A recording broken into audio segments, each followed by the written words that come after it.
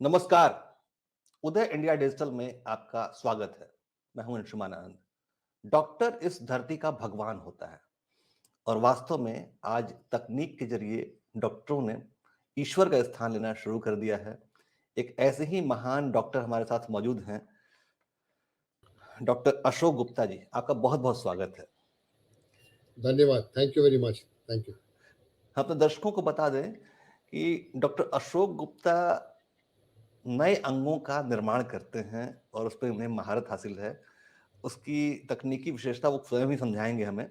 और समाज को उनके इस योगदान के लिए डॉक्टर साहब को पद्मश्री का पुरस्कार भी दिया गया है, जिसके लिए डॉक्टर साहब को बहुत बहुत बधाई हो। और डॉक्टर थैंक यू। साहब, हम दर्शकों की तरफ से आपसे जानना चाहेंगे कि कैसे करते हैं आप, नए अंगों का निर्माण कैसे करते हैं आप?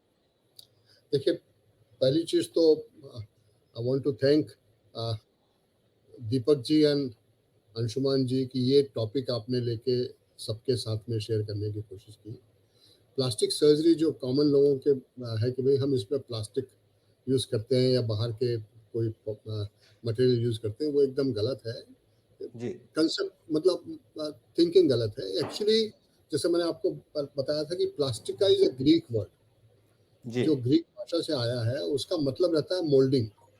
मोल्डिंग। जी। जैसे मिट्टी के बर्तन, मिट्टी से आप अलग अलग शेप देते हैं, उसको मोल्डिंग करते हैं। उसी प्रकार से हम्म। शरीर के अलग अलग भागों से अलग अलग, जैसे स्किन है, बोन है या मसल है, इसको हम अलग अलग जगह से लेके एक साथ एक प्लेटफॉर्म में प्री फैब्रिकेट करते हैं और उसके बाद उसको हम उस जगह ट्रांसफर करते हैं। जैसे जैसे आपको बता रहा था कि किसी का जबड़ा कैंसर हो गया जबड़े का, या ब्रेस्ट का कैंसर हो गया, या पैर में हड्डी में कैंसर हो गया, जिसके लिए कैंसर सर्जरी के लिए पूरा निकालना पड़ता है।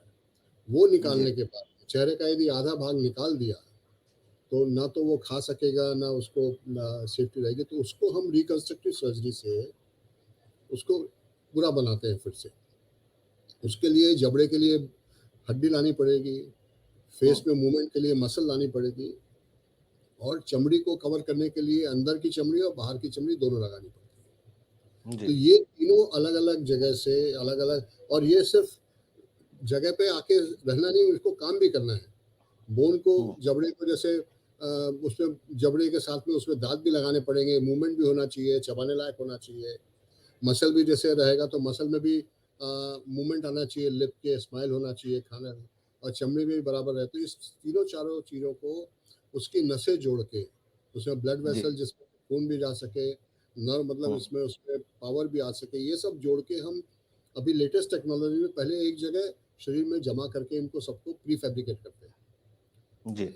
इंजीनियरिंग में पहले ब्रिज को बना के फिर उसको बाद में ट्रांसफर करते हैं। उसी प्रकार से जी। प्री फैब्रिकेट करके जब ये सब बराबर हो गया, तो उसके बाद में जिस जगह हमको जहाँ डिफेक्ट है वहाँ ट्रांसफर करते हैं, वहाँ लगा लेते हैं।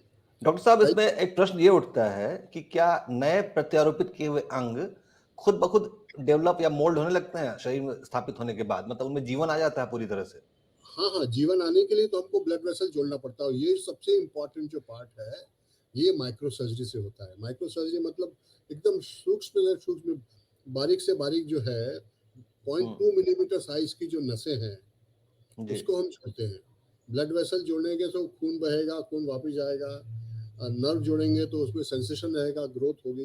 तो ये बिल्कुल हाईली स्पेशलाइज्ड टेक्निक है। 1970 में सबसे पहली बार, 1976 से पहली बार दुनिया में ये चालू हुई थी, और उसके जी। बाद से मैं आई वाज लकी कि मैं 1978 में मैंने प्लास्टिक सर्जरी में डॉक्टरेट की डिग्री कंप्लीट किया, और उसके बाद मुझे इंग्लैंड में जाने का मौका मिला माइक्रो सर्जरी सीखने के लिए।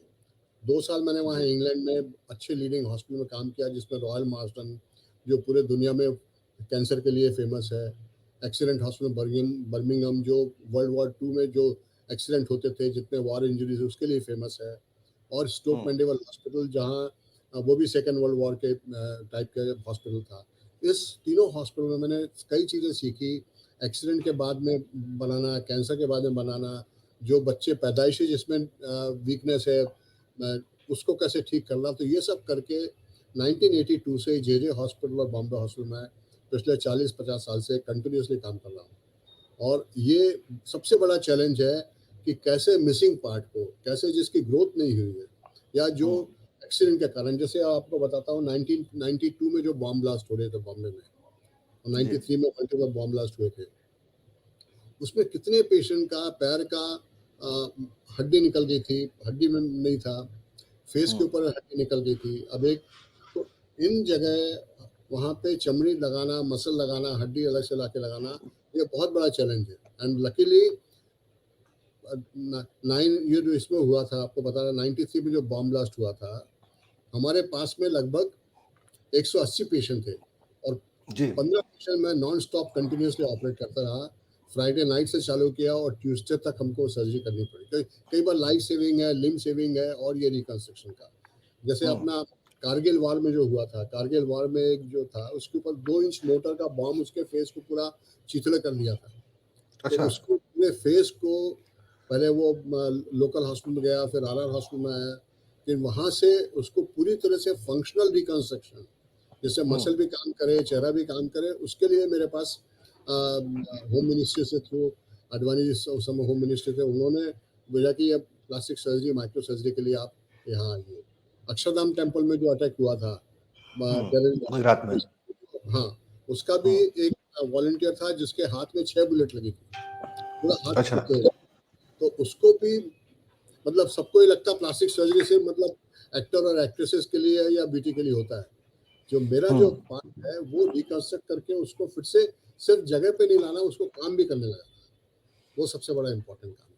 डॉक्टर साहब नए अंगों के निर्माण के लिए जो अवयव आप हासिल करते हैं, वो मरीज के शरीर से ही हासिल करते हैं, दूसरे हाँ, अंगों से? मरीज के शरीर से ही निकालते हैं, उसको वैसा शेप देते हैं, और अभी जैसे नई टेक्नोलॉजी आ रही है स्टेम सेल टेक्नोलॉजी, उससे हुँ, हम उसको उसमें ग्रो कर सकते हैं प्री फैब्रिकेट।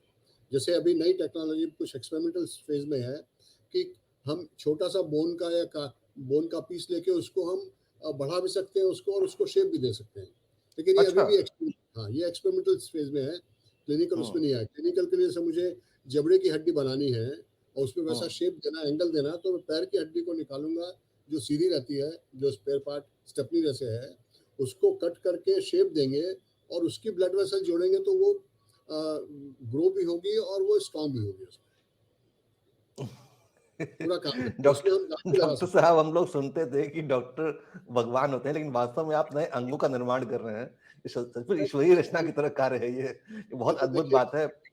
ये तो साइंस ने इतनी तरक्की की है, जी। और इतने दूसरे जो हमको जो सपोर्ट मिल रहा है साइंस के साथ साथ, जो इक्विपमेंट है, इंस्ट्रूमेंट है, जो इंफ्रास्ट्रक्चर है, उसके कारण ये सब हुँ, संभव है। जी। डॉक्टर साहब आइडियली जैसे कि मान लीजिए किसी हड्डी को मोल्ड करके किसी अंग दूसरी हड्डी तैयार करनी है, जैसे पैर की हड्डी को मोल्ड करके जबड़े की हड्डी बनानी है, हाँ जी। समय कितना लग जाता है इसमें? इसमें देखिए 12 से 20 घंटे तो सर्जरी में लगते हैं। जी। उसके बाद में लगभग 3 से 6 महीने उसको मजबूत होने में लगते हैं। ज जी। और 6 महीने बाद ही फिर हम उसके ऊपर दाँत लगाना है या जो काम करना है वो 6 महीने बाद कर सकते हैं।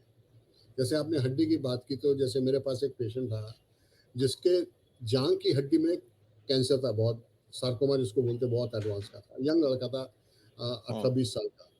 इसके पहले जो ट्रीटमेंट था उसमें ये था कि उसका पूरा पैर काट के निकाल दो, क्योंकि उसमें जान को खतरा होगा।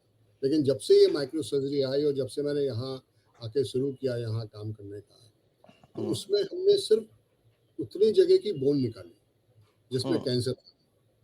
वो निकाल के दूसरे पैर से नीचे के पैर की हड्डी निकाल के, वो मतलब नीचे के पैर की हड्डी पतली रहती है, ऊपर के जांघ की हड्डी मजबूत रहती है, तो उसको 2 या 3 लेयर में बना के उसको हमने वहाँ जोड़ा, उसको गैप फिल किया, और वो पेशेंट बिलीव मी आज उसको 18 साल हो गए हैं।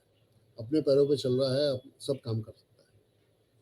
इसके बहुत पहले खूब, अभी जैसे बहुत अपनी खूब। बात है 82 की बात है, हुँ, एक लड़का 4 साल का लड़का था, जो लिफ्ट में खेल रहा था। उस समय कोलैप्सिबल डोर रहते थे पतले वाले, तो किसी ने खेल रहा था, उसने हाथ किसी शेक हैंड कर रहा था, तो किसी ने बटन दबा दिया लिफ्ट का, तो पूरा उसका हाथ कट के अलग हो गया हुँ, एल्बो से। ये बात हुई थी पूना में। और पूना में उस समय वो डॉक्टर संचेती जो बहुत फेमस ऑर्थोपेडिक सर्जन है, उनके पास गया तो बोले ये इंडिया में पॉसिबल नहीं, 82 1982 की 40 आज से 40 साल पहले, कि जी। कटे हुए पार्ट को हम जोड़ सकें।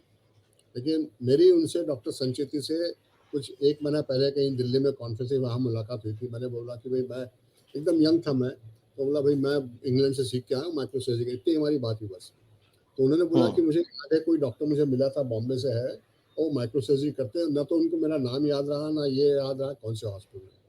हुँ, उन्होंने बोला ये है, आप यदि बॉम्बे में जा सकते हो तो आप ट्राई करिए।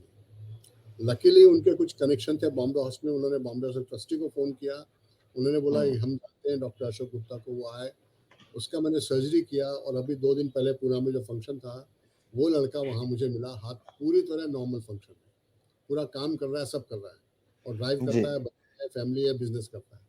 तो देखिए ना, उस समय हाथ जोड़ना या कोई कटे हुए पार्ट को जोड़ना पॉसिबल नहीं था।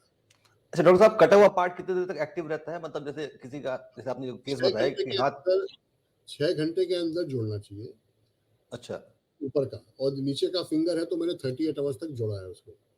मतलब 12 अच्छा। घंटे तो सेफ है, लेकिन पार्ट को फिर उसको लाते समय आइस में रखना पड़ता है, सफाई रखना चाहिए। लेकिन ये सब हुँ, चीज़ें पॉसिबल हो गई माइक्रो सर्जरी से, जो 40-50 साल पहले पॉसिबल नहीं थी। जी, उस समय बहुत मैं खूब। अकेला था बॉम्बे में जो माइक्रो सर्जरी करते थे, अब तो और हुँ। कई जगह सेंटर्स हो गए हैं, अब प्रैक्टिकली इंडिया में सभी जगह इस प्रकार की सर्जरी होने लगी है। डॉक्टर साहब अभी तक का मतलब अपने 40 साल 45 साल के करियर में आप कितने लोगों को नई ज़िंदगी दे चुके हैं?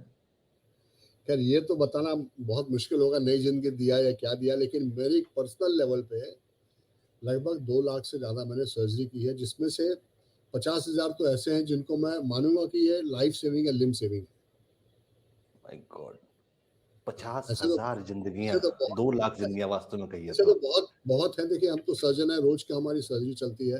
5-6 सर्जरी होती है, 50 साल से भी यदि 365 दिन भी मान के चलिए 1 साल का, तो काफ़ी सर्जरी, लेकिन जो मेमोरेबल सर्जरी है, जिसको हम मानते हैं कि बस इतने में, और लाइफ ऑल्टरिंग सर्जरी मैं उसको बोलता हूँ, life saving, limb saving and life altering surgery, लगभग हुँ, 50,000। इसमें से 2-3 एग्ज़ाम्पल मैंने दीपक से भी लिखा था, कि जो हुँ, लड़कियों में एसिड फेंक देते हैं, हुँ, बहुत कॉमन है इंडिया में, इंडिया इज़ वर्ल्ड लीडर। हुँ, लगभग रोज़ हर महीने में 140 से 150 एसिड के इंसिडेंट्स इंडिया में होते हैं। ये यूनाइटेड नेशन का फिगर रिलीज़ किया हुआ है। ऐसे लड़कियों को पिछले 40 साल से मैं फ्री सर्जरी कर रहा हूँ, बिना मेरे कुछ पैसे चार्ज किए। जो भी हॉस्पिटल के हैं, वो भी हम दूसरे एनजीओ से उसका पैसा फ्री करा देते हैं। तो पेशेंट को कुछ नहीं जी, देना पड़ता है, और लगभग 400-500 पेशेंट मैंने, एक पेशेंट में कई बार 30 सर्जरी, एक बार 40-50 सर्जरी लगती है, उसमें सब करके जी। 500 पेशेंट मैंने फ्री किया है, और आप प्रिज्यूम कि इनका सबका काफ़ी इस पे इम्प्रूवमेंट हुआ है। ऐसे हुँ। बच्चे हैं, होंठ कटे हुए बच्चे हैं, तालू कटे हुए बच्चे डॉक्टर हैं। साहब इसमें इसमें एक प्रश्न उठता है कि क्या स्किन ट्रांसप्लांट पूरी बॉडी का जो स्किन ट्रांसप्लांट है वो संभव हो पाता है क्या? जैसे आपने एसिड विक्टिम्स का पूरे एग्ज़ाम्पल बॉडी दिया। का नहीं करते, पूरे बॉडी का नहीं हो सकता, लेकिन यदि किसी लिमिटेड एरिया में स्किन जली हुई है, या लिमिटेड एरिया में स्किन एक्सीडेंट से खराब हो गई है, तो हम शरीर के दूसरे भाग से निकाल के वहाँ लगाते हैं। कई अच्छा। बार पेशेंट की कंडीशन नहीं रहती, जैसे 90% बर्न्स है, इसकी कंडीशन नहीं रहती कि उसकी हम चमड़ी निकाल सकें। उस सिचुएशन हुँ, में हम आर्टिफिशियल स्किन जो कमर्शियल है, वो उसको यूज़ करते हैं एज़ अ टेम्परेरी ग्राफ्ट। जब वो पेशेंट की कंडीशन इंप्रूव हो जाती है, तब उसको फिर हम उसकी चमड़ी लगाते हैं। ये जो कांसेप्ट है कि भई हमने स्किन बैंक से डेड आदमी की चमड़ी, वो सिर्फ टेम्परेरी फ़ायदा होता है। जैसे एक एग्ज़ाम्पल आपको देता हूँ, औरंगाबाद में एयर क्रैश हुआ था करीबन 30 साल पहले। जी। अ, इंडियन एयरलाइन का हुआ था। उसमें एक लड़की हुँ, थी, 17-18 साल की थी, उसको 95% बर्न्स हो गए थे। तो अच्छा। उसके, she is the only survivor of that accident.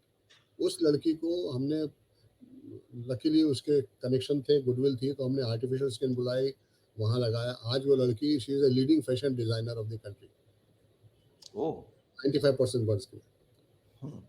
अच्छा सर एक बड़ा इम्पोर्टेंट सवाल है कि मुंबई जो है वो बॉलीवुड का शहर है।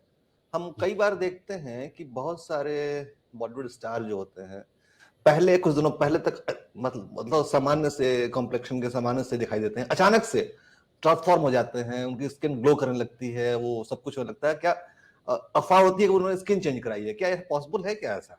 नहीं, स्किन नहीं चेंज कराई, मतलब स्किन चेंज पॉसिबल नहीं है कहीं पर भी, हुँ, लेकिन उनके background, angle, light, photography, camera, ये सब उनको हेल्प करता है।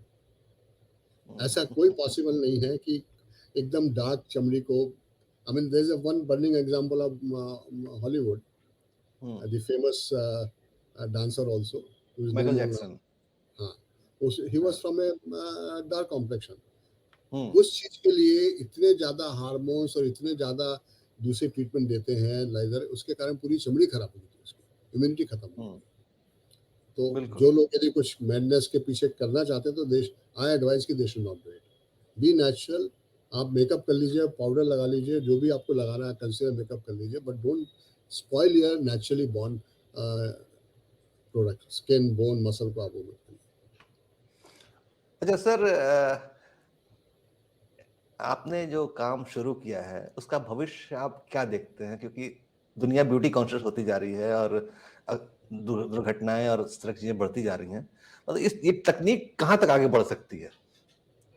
देखिए ये जो माइक्रो सर्जरी है, ये तो बहुत अ, ऐसे नहीं कि बहुत नहीं है। यदि आप माइथोलॉजी में देखें तो शंकर हुँ, भगवान ने जो गणपति का सिर ट्रांसप्लांट किया था, that was something what we are aiming for, कि ओके। हम उस समय ये था कि जो भी लिविंग ऑब्जेक्ट नियर बाय चलेगा, जो मतलब जो मुझे मालूम है माइथोलॉजी की, कि हुँ, जब गणपति का सिर काट दिया था शंकर भगवान ने, तो हुँ, उनको ये बोला गया था कि जो भी नियर बाय जो लिविंग जो चलने वाला है उसको आप सिर काट के ले आइए, वो लगा देंगे। तो हुँ, हमारी आज तक आगे यही है कि हम शरीर, अभी जैसे हम कैडावरिक ट्रांसप्लांट कर रहे हैं, हार्ट ट्रांसप्लांट कर रहे हैं, किडनी ट्रांसप्लांट कर रहे हैं, वो हुँ, सिंगल फंक्शन ट्रांसप्लांट है। हैंड हुँ, यदि करेंगे, फेस करेंगे, मल्टी फंक्शन है और इसमें अभी तक सक्सेसफुल नहीं हुआ है। हुँ, फेस ट्रांसप्लांट होता है जिसमें सिर्फ चमड़ी और मसल ट्रांसप्लांट करते हैं, जो यूएस में कई जगह हो रहा है। हैंड ट्रांसप्लांट हो रहा है किसी कैडावर का, लेकिन उसके पीछे हमको बहुत ज़्यादा इम्यूनिटी, इम्यूनो सप्रेशन और बाकी सब देनी पड़ती है और कॉस्ट बहुत ज़्यादा है। हुँ, एम यह है अल्टीमेटली कि यदि हमको ज़रूरत पड़े तो हम जानवर का या हेटरोटॉपिक ट्रांसप्लांट जिसको बोलते हैं, हेटरोलॉगस हुँ, ट्रांसप्लांट, ऑटोलॉगस से मतलब सेम स्पीस पे, मतलब हेटरोलॉगस ट्रांसप्लांट हम किसी दूसरे सिमिलर प्राणी का, मैमल ग्रुप का भी हम उसको निकाल के लगा सकते हैं। ये फ्यूचर है जी, और ये पॉसिबल है, संभव है हुँ। विद डॉक्टर इन साहब, वी। मैं एक कॉमन मैन की तरह मतलब को समझाने के लिए प्रश्न पूछना चाहता हूँ आपसे। आज से लगभग 30 साल पहले एक फ़िल्म आई थी, फ्रैंकेनस्टाइन, जिसमें वो डॉक्टर होता है और वो कई तरह के ऑर्गन्स क्रिएट करता है और एक क्रिएचर तैयार करता है, जिसको वो लाइफ़ दे देता है। हाँ जी। तो क्या भविष्य में ऐसा संभव है क्या कि अलग-अलग ऑर्गन तैयार किए जाएँ अलग-अलग और उसको आपस में जोड़ के एक नया क्रिएचर बना दिया जाए, उसमें लाइफ़ भी आ जाए? ये क्या कोई पॉसिबल है क्या? देखिए, अनफॉर्चुनेटली मैंने शायद वो फ़िल्म देखी नहीं, मुझे याद नहीं, लेकिन जो जहाँ तक रियलिटी का सवाल है, फ़िल्मों में तो कई चीज़ हुँ। ऐसी दिखाते हैं कि आप ज़मीन से कूदे वहाँ से हेलीकॉप्टर से और सीधा आप बाइक के ऊपर बैठ गए। हॉलीवुड की बहुत फेमस फ़िल्म है ये, हॉलीवुड की बहुत फेमस फ़िल्म है मैं फ्रैंकेनस्टाइन, वो देखी नहीं, क्या तो मैं लकीली मेरे को इतना टाइम मिला था कि मैं फ़िल्मों में टाइम दे सकूँ देखने में। लेकिन एनीवे, जी। लेकिन ये चीज़ पॉसिबल है स्टेम सेल से, कि आज हम शरीर में अलग-अलग सेम जगह की, जैसे फैट और अम्बिलिकल कॉर्ड, ये सबसे ज़्यादा स्टेम सेल, हम सेम स्टेम सेल टिश्यू को शरीर में अलग-अलग जगह इंजेक्ट करके उसको अलग-अलग शेप दे सकते हैं, अलग-अलग फंक्शन करा सकते हैं। किडनी का भी हम स्टेम सेल से बना सकते हैं, लिवर का भी स्टेम सेल से बना सकते हैं, बोन को भी बना सकते हैं। ये अभी संभव है आज की तारीख में। हो सकता है जी, 100 साल बाद ये भी पॉसिबल हो कि हम उसको अलग-अलग जमा करके एक साथ करके फिर उसमें हम लाइफ दे दें, ये पॉसिबल है। लेकिन आज की तारीख में नहीं है। जी। मतलब भविष्य जो आप देख रहे हैं भविष्य में जो ऑर्गन देख कंस्ट्रक्शन का, हाँ, वो ऐसा हो भी सकता है संभव भविष्य में। हाँ, हाँ जी। डॉक्टर साहब, आपसे अगर मतलब पूरी जानकारी आपसे बात की, बहुत दिलचस्प बातें हैं, तो पूरा दिन निकल जाए शायद, लेकिन दर्शकों के पास समय की कमी होती है, इसलिए हम आपसे विदा लेना चाहेंगे अभी के लिए। आपने बहुत अहम बातें बताई और बहुत मतलब बड़ी बातें बताई। आपने बताया कि भविष्य में अलग-अलग अंगों का निर्माण किया जा सकता है। आपने बताया कि कैसे भगवान शिव से प्रेरणा मिली आपको और हाँ, आपने कहानियाँ बताई कैसे आपने एल्बो से हाथ एक्टिवेट कराया, आपने करगिल के वीर जवान को भी नई ज़िंदगी दी और आप एसिड पीड़िताओं को भी लगभग मुफ्त इलाज प्रदान कर रहे हैं। आप समाज के लिए आपके इस योगदान के लिए उदय इंडिया का बहुत-बहुत धन्यवाद। लेकिन हम तो यही है कि भई समाज को हम कुछ दे सकें, गिविंग बैक हमारा फंडामेंटल है। कि आज हुँ, मैंने भी गवर्नमेंट मेडिकल कॉलेज से पढ़ाई की, जो हमारे स्टैटिस्टिक्स है कि एक डॉक्टर को पढ़ाने के लिए सरकार कम से कम 5 करोड़ रुपए खर्च करती है और जी, पोस्ट ग्रेजुएट डिग्री करने के लिए 15 करोड़ खर्च करती है। तो हमारी भी जी, ज़िम्मेदारी है कि हम समाज को कुछ वापस दे सकें उसमें से। तो जी। ये गिविंग बैक का मैं सबको बोलता हूँ कि सब आदमी को गिविंग बैक का थॉट रख के काम करना चाहिए अपना। और हो सकता है आपके भी कुछ सुनने वाले इससे प्रेरणा प्राप्त कर सकें और दे कैन आल्सो अवश्य स्टार्ट सर, अवश्य। हमारे हज़ारों दर्शक हैं। वो राइट। सब आपकी बातें उन तक पहुँचेंगी और वो आपसे आपके ऐसे प्रेरक व्यक्तित्व को देख के वो भी सीखेंगे। और हमें डॉक्टर साहब एक आखिरी प्रश्न मेरे दिमाग में आ रहा है कि आपने अपने जीवन में कई सारे शिष्य तैयार किए होंगे। हाँ जी। मुझे मतलब आपके जैसा प्रतिभाशाली शिष्य मतलब मुझे लगता है कि ज्ञान कभी समाप्त नहीं होता। तो आपके हाँ। बाद आपकी लेगेसी, आपकी विरासत जीवित रहे, इसके लिए क्या कोशिश की है आपने? नहीं देखिए, मैं इसमें जो 2 लाइन में जवाब दूँगा आपको। I have been called the great grandfather of plastic surgery in India because मैं 1977 से लोगों को पढ़ा रहा हूँ, प्लास्टिक जी, सर्जरी। तो जी। आज मुझे लगभग 50 साल हो गए और हमारे उसमें 7 साल 11 साल लोगों को पढ़ाई करनी पड़ती। दूसरा जो मैं इंग्लैंड में था, तो मेरे जो टीचर थे who was supposed to be the best plastic surgeon on this side of Atlantic, he used to say कि Ashok, a surgeon is not remembered, मैं इंग्लिश में बात कर रहा हूँ क्योंकि उनकी वो है, by the number of surgeries is perform, but he is remembered by number of good surgeon he has produced. क्या बात है सर! क्या बात है! यही मेरा मिशन रहा है आज तक। मेरे पास में लगभग 150 से ऐसे डॉक्टर हैं जो मेरे पास में आके ट्रेनिंग ले चुके हैं, क्वालिफाइड हैं, यूनिवर्सिटी में मैं एग्जामिनर रह चुका हूँ, मेडिकल काउंसिल ऑफ इंडिया में मैं गवर्नर रह चुका हूँ और मेरे एफर्ट सर, से कम जो शुरू में 50 जगह प्लास्टिक सर्जरी की ट्रेनिंग चलती थी, आज मेरे एफर्ट से वो 250 जगह प्लास्टिक सर्जरी की ट्रेनिंग चल रही है पूरे बहुत इंडिया खूब सर, बहुत में। खूब, तो बहुत मेरे खूब। तरफ से giving back and producing more efficient and competent doctors, ये मेरा मिशन है। और सर, मैं इसमें लगातार रहता हूँ कि it should be quality production not mass production. Sir Bharat एक गरीब देश है, लेकिन जो सेवा आप कर रहे हैं भारत की, उसके लिए समाज आपको हमेशा याद रखेगा और आप अमर ही हो चुके हैं सर। मेरा सौभाग्य है कि मैं आपसे बात कर रहा हूँ। उदय इंडिया से बात करके आपका बहुत-बहुत धन्यवाद सर। एक चीज आपने गलत बोली, भारत गरीब नहीं है, भारत के पास बहुत रिसोर्सेज हैं, हार्ट बहुत बड़ा जी। है, फिलोसफी है और हुँ, ट्रस्ट है। जी, ट्रस्ट जो कहीं दुनिया में किसी देश में नहीं है। आज कोई जी, डॉक्टर के पास जो जाता है पेशेंट, वो बोलता है इसको तो मैं सू करूंगा, डॉक्टर बोलता है ये तो मेरे को सू करेगा। आज हम हुँ, कभी इस पेशेंट को इस निगाह से नहीं देखते। तो इस मामले में सबसे अमीर देश है ट्रस्ट, एंड वी जी। Must always say that we are rich nation in trust. Doctor साहब एक महान व्यक्तित्व जो होता है, वो उतना ही हम्बल होता है। मैं आपके अंदर विनम्रता देख रहा हूँ कि आप इतने बड़े साइंटिस्ट, इतने बड़े सर्जन होने के बावजूद आपने शास्त्रों का उदाहरण दे रहे हैं आप संस्कृति और परंपरा की बात कर रहे हैं, आप देश की बात कर रहे हैं। आप सचमुच मतलब आपसे बहुत कुछ सिखा सकता है और समाज आपका बहुत आभारी रहेगा। धन्यवाद sir. Thank you so much.